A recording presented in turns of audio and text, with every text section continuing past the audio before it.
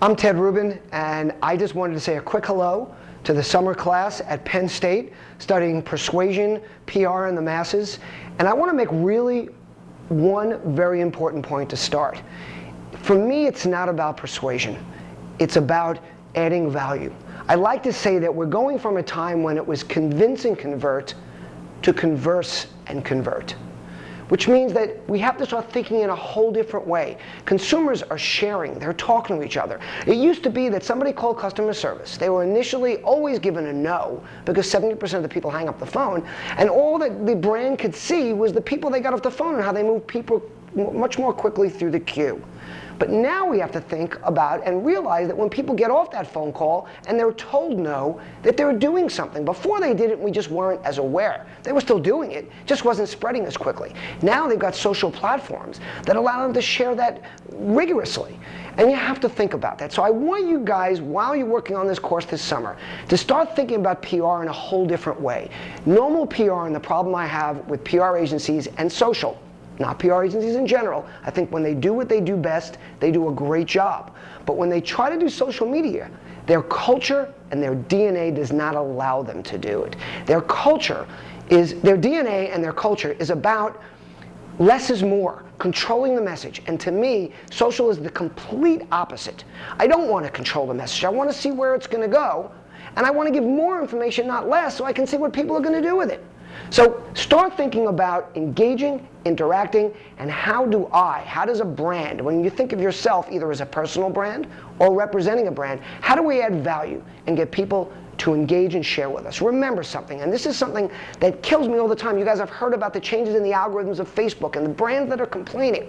I look at them and I say, hey, you've had free rent for 4 years and now all of a sudden you've got to pay. Well, that sounds like a pretty good deal. The other side, and the reason I love the changes, is because the people that are willing to work hard, experiment, test, and see what works and evolve their strategy daily are the ones that are succeeding. I'm getting more value out of Facebook than I ever got. So think about it this way. You guys are young, you're probably not working at major brands yet, but maybe you've interned or talked to people at brands and asked them how often did they go to the pages of the people who are their fans on Facebook, who like their pages, or the followers on Twitter. I guarantee you almost no one is going to raise their hand. They're going to look at you quizzically. Well, you guys have probably all heard the expression, I'd love to be a fly on a wall in that meeting or during that discussion.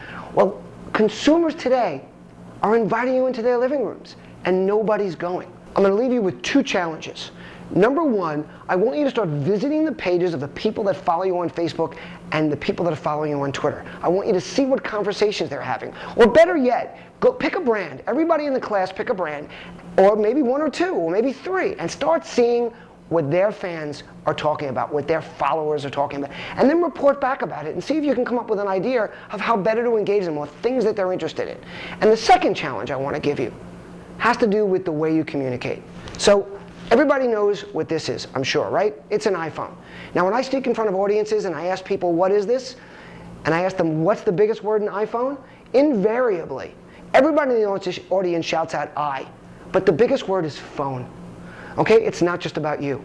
So here's something I want you to do. Everybody has a smartphone, right? Well, they all come with apps. I'm sure all you guys have apps on your phones, but there's an app that comes on this, automatically installed, that most of you probably don't even know exists. It's got a keypad, and if you press 7 to 10 numbers, you can actually hear somebody's voice. It's remarkable. You don't have to use emoticons to express emotion. So I'm going to give you guys a challenge. I know you don't like using it or hearing people's voices, but I want you to pick up the phone every day for the next 30 days and call somebody you haven't spoken to in a while and just say hello. Ask them, what can I do for you today? Or how can I help you? Just make it easy, make a quick phone call, and do it one day, every day this month, and see how it changes your relationship with those people.